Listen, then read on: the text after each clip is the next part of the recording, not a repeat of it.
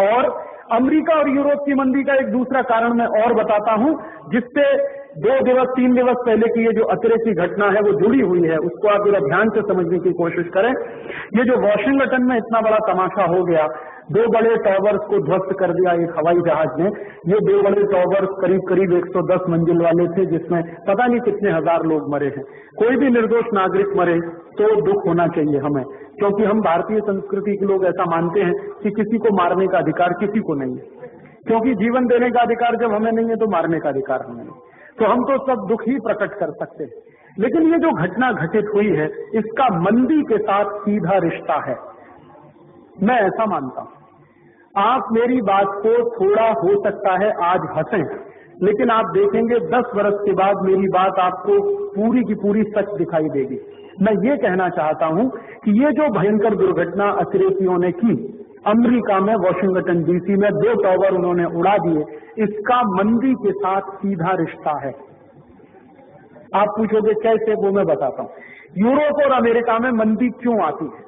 मैंने यूरोप और American economy का पिछले 10-12 वर्षों में काफी स्टडी किया, और स्टडी करने के बाद मुझे जो हैरान करने वाली बात मिली, माहिती मिली, वो ये कि वहां जो है इंडस्ट्रीज जो चलती हैं, उनमें जो सबसे ज्यादा इन्वेस्टमेंट होता है, जो पूंजी निवेश होता है, वो किन इंडस्ट्रीज में है?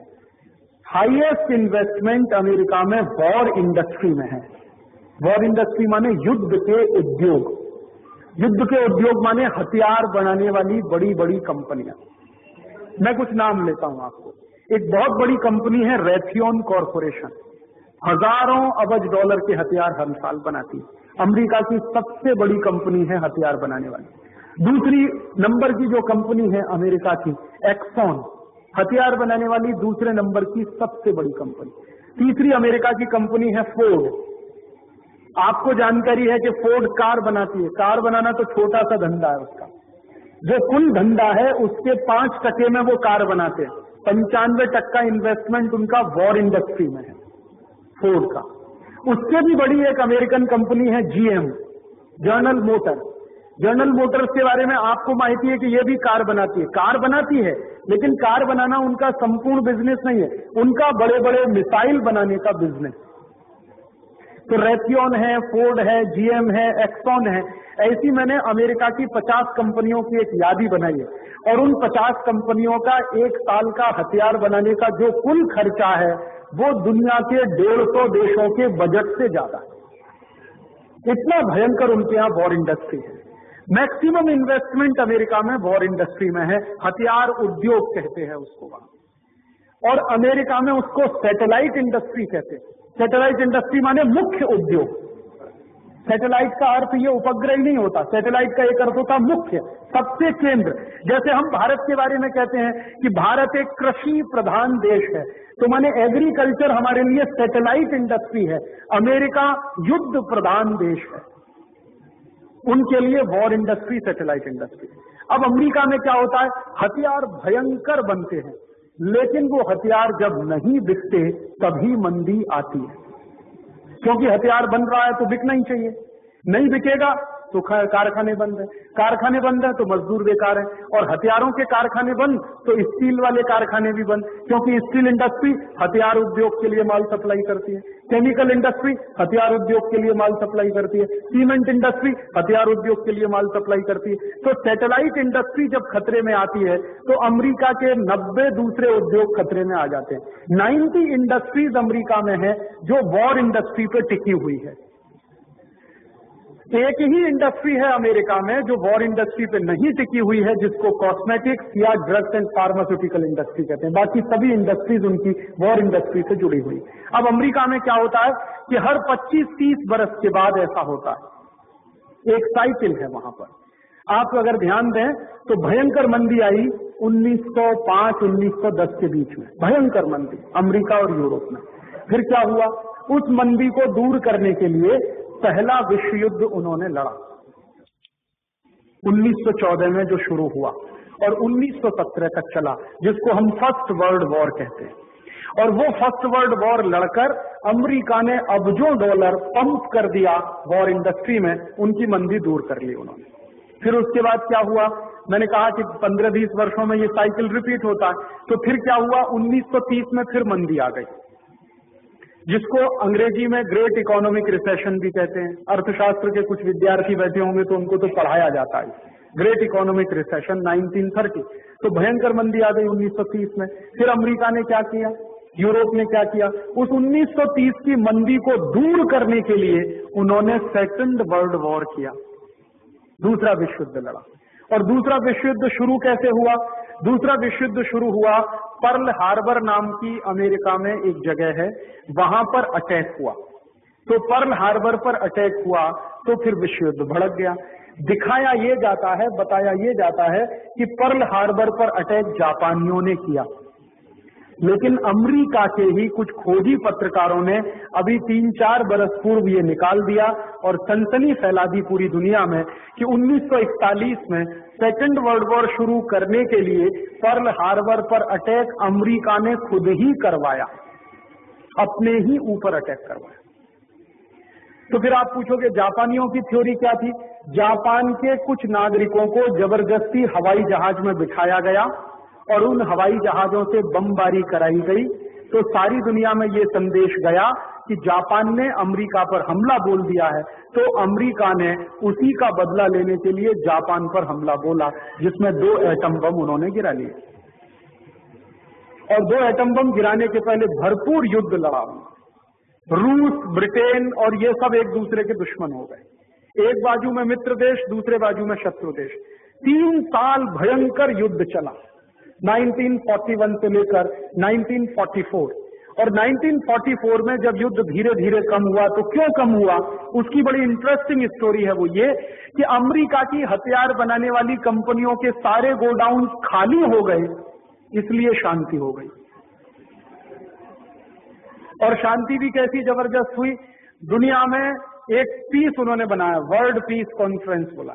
और उस वर्ल्ड पीस कॉन्फ्रेंस का जो रिजल्ट निकला, आउटपुट निकला, वो यूनाइटेड नेशंस बन गया। और यूनाइटेड नेशंस को ये कहा गया कि भविष्य में कभी भी युद्ध नहीं होना चाहिए। तो फिर उन्होंने 1 साल की, 2 साल की, 3 साल की युद्ध की लड़त के बाद अपनी मंदी को कम कर लिया। अब वो मंदी कम हो गई, फिर उसके बाद अब फिर मंदी आ गई अमेरिका में। अब मंदी आई है तो फिर उनको युद्ध लड़ना है।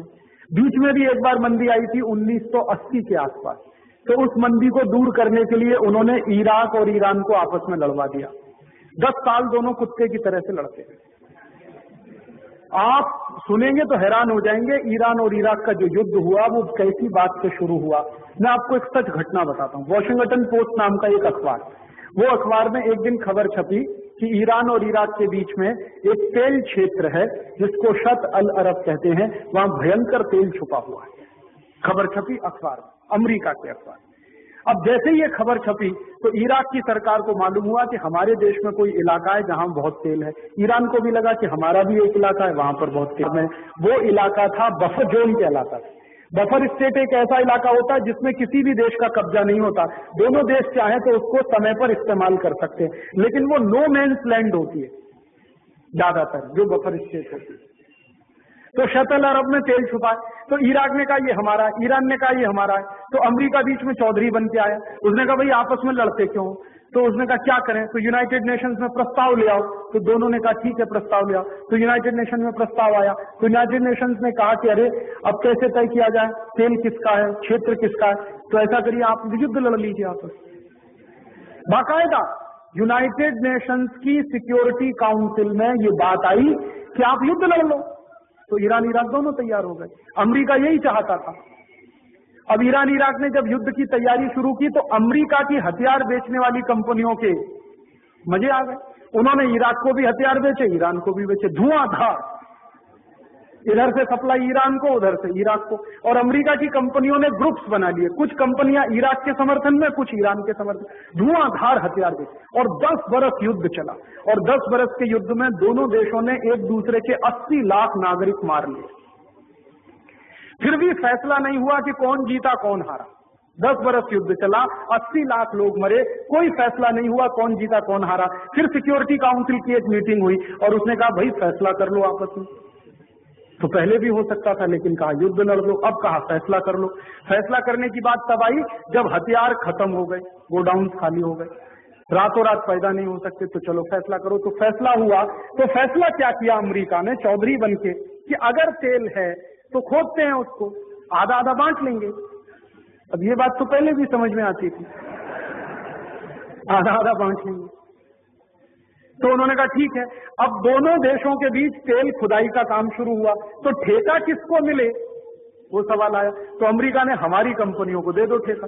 न इराक को ईरान पर भरोसा, न ईरान को इराक पर भरोसा। दोनों एक ही सभ्यता के देश हैं, एक ही जाति के हैं, लेकिन एक दूसरे के दुश्मन हो गए कट्टर।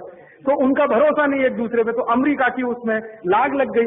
वो जो बिल्ली बंदर की कहानी है ना, वो आप जानते, दो बिल्ली लड़ती थी, एक बंदर था, और वो एक की रोटी खाता था, वो दूसरे की भी। तो वो कहानी में पूरी रोटी बंदर ही खा गया, बिल्लियों को कुछ नहीं है। वही हुआ इसमें ईरान इराक के साथ। तो अमेरिका ने कहा हमको दे दो धंधा। तो उन्होंने कहा ठीक है। तो दोनों अमेरिकी कंपनियां जिन्होंने युद्ध के लिए हथियार बेचे थे, उन्हीं को तेल निकालने का ठेका भी मिला। अब उन कंपनियों ने तेल खोदना शुरू किया, माने ड्रिगिंग शुरू की। और जब करते गए 2-3 बरस के बाद कहा कि यहां कुछ भी तेल नहीं है। हो गया काम। अब जब ये तय हो गया कि इसमें कुछ भी तेल नहीं है, तो ईरान इराक वालों ने सिर पे माथा अपना पीटा कि हम पागलों की तरह से लड़ते रहे, अब यहाँ कुछ भी तेल नहीं। तब इराक के राष्ट्रपति, जिसका नाम है सद्दाम हुसैन, उसने कहा कि अमेरिका ने हमको लड़वाया, ये खलनायक है, ये विलेन है। तब से वो अमेरिका के खिलाफ हो गया। तो अब अमेरिका कहता सद्दाम हुसैन को मार दो, क्योंकि वो अब अमेरिका की पोल खोलता, इसलिए उसको मार दो।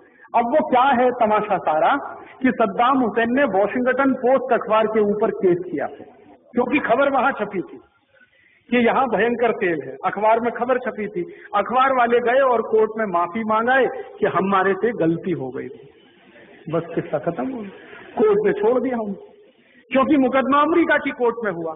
क्योंकि वॉशिंगटन पोस्ट अखबार जो है, उनकी जो ज्यूरिसडिक्शन का वो है ना, हर एक अखबार का अपना एरिया होता है। तो वो कहते हैं हमारा एरिया तो अमेरिका है। तो गए वो केस करने, अमेरिका के जज ने उनको माफ कर दिया, भाई गलती हो गई। लेकिन उनकी गलती से 80 लाख लोग मर गए, इसकी माफी उन्होंने कभी नहीं मांगी। वो सारा खेल क्यों किया गया? अमेरिका को मंदी दूर करनी थी, हथियार बेचना था, तो वो सब खेल हो गया। अब देखिए मैं आता हूं अब की घटना। अभी 3-4 दिन पहले फिर घटना हुई है। 2 टॉवर ध्वस्त हो गए 110 मंजिल के। अब कहा जाता है कि अतिरेकियों ने उसको तोड़ दिया, हालांकि सबूत उसके बारे में अभी तक कुछ नहीं मिला कि किसने तोड़ा, किसने बम मारा। लेकिन मैं मेरे मन की बात आपसे कहना चाहता हूं, हो सकता है कि वो थोड़े दिवस के बाद आपको सच साबित हो जाए। मुझे मन में ऐसा लगता है, मेरा इंस्टिंक्ट ये कहता है कि ये टॉवर अमेरिका ने खुद तोड़वाए।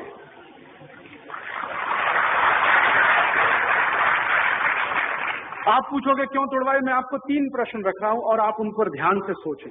सबसे पहला प्रश्न ये है कि जिन टॉवरों को तोड़ा गया उसके लिए जहाज अपहरण किए गए। अमेरिका का एक हवाई अड्डा बोस्टन, अमेरिका का दूसरा हवाई अड्डा लॉस एंजलिस, और अमेरिका का तीसरा हवाई अड्डा जिसको वॉशिंगटन डीसी। वो ये कहते हैं कि बोस्टन से जहाज अपहृत हुआ, लॉस एंजलिस से अपहृत हुआ। ये दोनों ही ऐसे हैं जहां भयंकर सिक्योरिटी है, परिंदा पर नहीं मार सकता। मजाल क्या कि एक चिड़िया वहां पर ऐसी फटक जाए, बोस्टन और लॉस एंजलिस दोनों, और वहां से 4-4 जहाज अपहृत हो गए और 1 घंटे तक पता ही नहीं चला। अमेरिका में सिक्योरिटी का सिस्टम ऐसा है कि जहाज अपहरण होने के 15-17 मिनट में खबर मिल जाती है कि उसका अपहरण हो गया, 1 घंटे तक खबर ही नहीं। अच्छा, और जो जहाज अपहृत हुए वो अपहरण के बाद सीधे जाकर टकराए। 1 घंटे तक उन्होंने उड़ान भरी, और 1 घंटे उड़ान भरी सिर्फ अमेरिका की एयर स्पेस में, और दूसरे देश में नहीं गए वो। आप जरा ध्यान दीजिए, अमेरिका के ही एयर स्पेस में वो 1 घंटे उड़ते रहे। तो नीचे ये रडार पर बैठने वाले लोगों को क्या सांप सूंघा हुआ था उस समय? ये जो रडार पर लोग बैठते हैं उनको 1-1 सेकंड की खबर रहती है। आप जानते हैं जहाज उड़ता है तो वहां के कुछ नियम हैं। जहाज जब उड़ता है ऊपर स्पेस में तो उसकी रोड्स होते हैं, जैसे हमारे यहाँ सड़क के होते हैं ना, सड़क का नियम है, एक सड़क पर एक कार चल रही है दूसरे। वहां क्या केव्स होती हैं, गुफाएं होती हैं, स्पेस में केव्स बनाई जाती हैं, गुफाएं। ये जो रडार पर लोग बैठते हैं उनको 1-1 सेकंड की खबर रहती है। आप जानते हैं जहाज उड़ता है तो वहां के कुछ नियम हैं। जहाज जब उड़ता है ऊपर स्पेस में तो उसकी रोड्स होते हैं, जैसे